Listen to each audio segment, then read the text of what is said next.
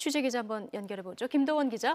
네, 청와대입니다. 예, 광복절 경축사에 담길 대북 메시지가 무엇보다 관심이었는데요. 한반도의 최근 군사적 긴장에 대한 평화적인 해법을 거듭 강조를 했죠. 그렇습니다. 문재인 대통령은 한반도 문제의 주도적 해결을 강조하면서 모든 것을 걸고 전쟁만은 막겠다고 밝혔습니다. 한반도 안에서의 군사적 행동은 대한민국 말고선 결정할 수 없다면서 선제 타격설 등에 대한 우려를 차단했습니다.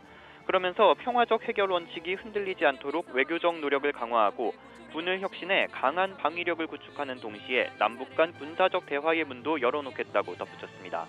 또 중국과 일본도 지역 안보와 경제 협력을 제도화하면서 책임을 나누는 노력을 함께 해야 한다고 말했습니다.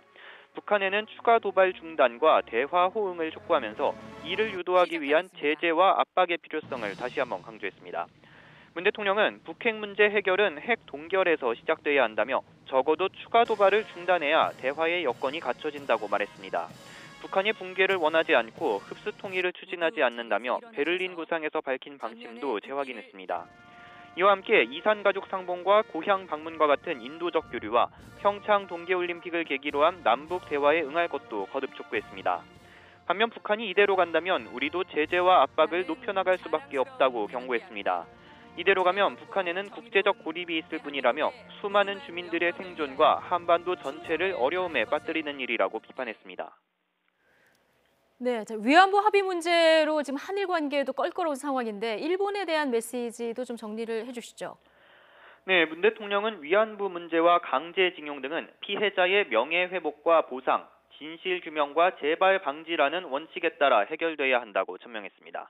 문 대통령은 이것이 국제사회의 원칙이라며 우리 정부도 이를 반드시 지킬 것이라고 강조했습니다. 문 대통령은 역사 문제가 한일 관계 발전을 발목 잡는 건 바람직하지 않다면서도 이 문제를 제대로 매듭지어야 양국 간 신뢰가 깊어질 것이라고 강조했습니다. 한일 관계의 걸림돌은 과거사 그 자체가 아니라 역사 문제를 대하는 일본 정부의 인식이 변하는 것이라는 지적입니다. 문 대통령은 과거를 직시하려는 일본의 노력이 국내 정치 상황에 따라 바뀌지 않게 해야 한다며 우리 정부도 한일 관계 발전을 위해 셔틀 외교 등 교류를 확대하겠다고 밝혔습니다. 자, 그리고 하나 또 주목되는 것이 내후년 건국 100년을 맞아 이 말이 들어갔습니다. 치유와 화해도 강조를 했죠. 네, 먼저 문 대통령은 내년은 정부 수립 70주년, 내후년은 대한민국 건국 100주년이라고 밝혔습니다. 지난 정부 때 있었던 이른바 건국절 논란에 종지부를 찍은 겁니다. 그러면서 산업화 세력과 민주화 세력의 구분을 뛰어넘어 치유와 화해, 통합으로 향하자고 호소했습니다. 이와 함께 국가 유공자와 일제 피해자에 대한 보상을 거듭 강조했는데요. 일제 강제동원 피해의 실상을 마저 밝히고 향후 남북 공동 실태조사도 검토하겠다고 말했습니다. 또 국적이 남한도 북한도 아닌 이른바 조선적 동포를 포함해 제1동포의 고향 방문을 국적에 관계없이 정상화하고 시베리아나 사할린 등의 동포와도 정을 나누겠다고 밝혔습니다. 독립유공자와 참전유공자의 치료를 국가가 책임지고 순직 군경과 소방공무원 유족 지원도 확대하겠다고 덧붙였습니다.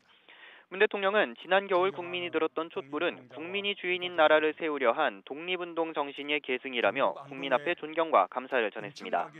또 오늘 광복절 경축식에 앞서 문 대통령은 서울 효창공원을 찾아 백범 김구 선생의 묘역을 참배했습니다. 지금까지 청와대에서 YTN 김도원입니다.